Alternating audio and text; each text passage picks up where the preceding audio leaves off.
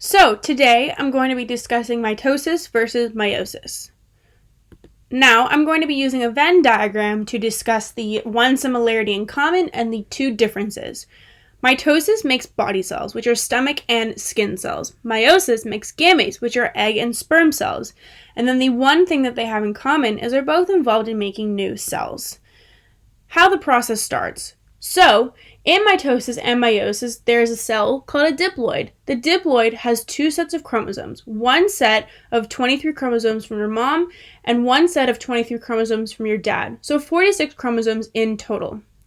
Now, during interphase, the cell duplicates the chromosomes. When you duplicate 46 chromosomes, you still say that there are 46 chromosomes, as the newly duplicated portion is still attached to the centromere region, but there are actually 92 chromatids. Interphase isn't really part of mitosis or meiosis, but it's a really important part because it duplicates chromosomes before we get started. Now, there is an acronym that we use to keep track of the stages of mitosis and meiosis. That is PMAT. So P for prophase, M for metaphase, A for anaphase, and T for telophase. Now, mitosis goes through these stages once, but meiosis goes through them twice. So now we are going to be discussing the phases of meiosis and mitosis and compare them. So, prophase for mitosis, the chromosomes are visible, which means that they are condensing and thickening. For meiosis, the chromosomes are also condensing and thickening, but the chromosomes are actually going to match up with their homologous pairs, which means that the chromosomes are approximately the same size and contain the same types of genes in the same locations. With each pair, one came from mom and one came from dad. In this formation, chromosomes can transfer their genetic information and exchange it between each other, which is called crossing over. It makes what we call recombinant chromosomes. Now, for metaphase. Metaphase in mitosis, the nuclear membrane which had surrounded the nucleus was already disassembled before metaphase even started. The chromosomes line up in the middle of the cell in single file line. In meiosis for metaphase, the chromosomes are in the middle, but they're still going to be in pairs, so it's not a single line. Anaphase for mitosis. Anaphase for mitosis, the chromatids are pulled away by the work of the spindles. They are moving in opposite sides of the cell.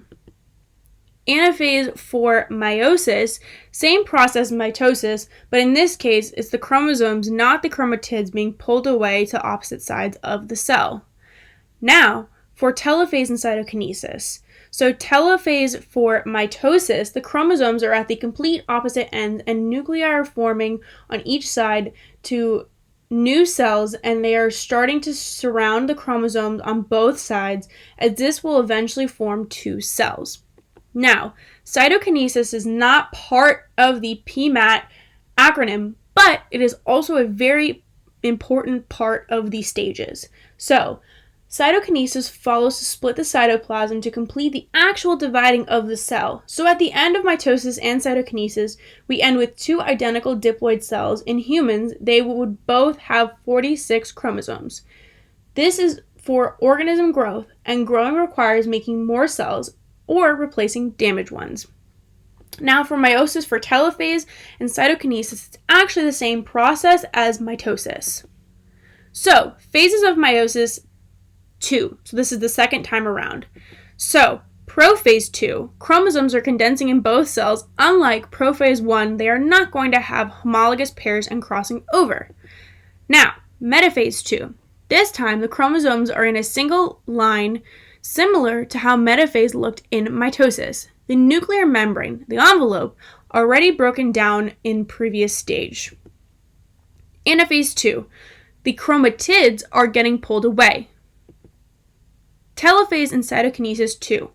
So telophase 2, chromosomes are at the complete opposite ends and new nuclei are forming on each side to make new cells.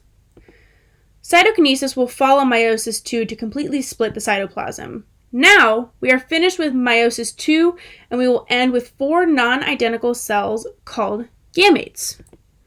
Now, in meiosis, males make sperm cells and females make egg cells.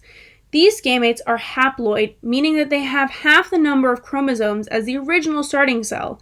In the case of humans, the resulting cells would have 23 chromosomes. When a sperm cell and an egg cell combine, it results into a diploid cell, a fertilized egg, also known as a zygote, which will then start a series of divisions using mitosis to give rise to a brand new organism. That is all for today. Thank you so much. This is my Works Cited page, and I hope you enjoyed this video.